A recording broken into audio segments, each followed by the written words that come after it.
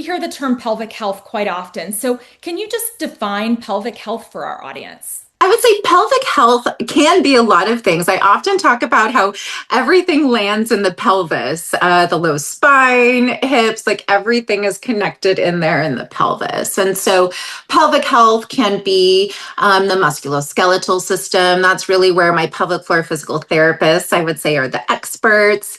That's also all of the tissues as well. So things that come up like low estrogen effect, lichen sclerosis is a one of my favorite diagnoses is what I say. Also, I would say recurrent infections that people might experience.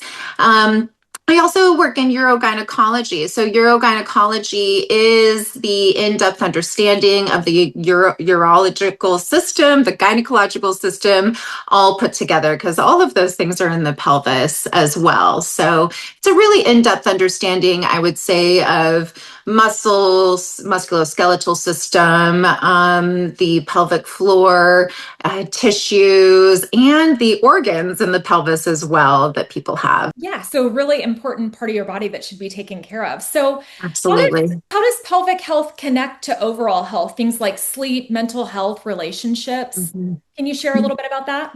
Pelvic health is really important. Honestly, one of the things that I consider there as well is urinary symptoms. So, urinary incontinence, actually, some people might understand that it's, well, just a little bit of leakage, but we actually see that the number one comorbidity or the number one thing that goes along with that can be depression as well. And this occurs at all kinds of different ages and stages for people. It's also true that let's see, different kinds of things like pain with intimacy is also something that really comes up for people as well. So when a person experiences pain with intimacy, it's not just experienced at the tissue level or in the pelvis.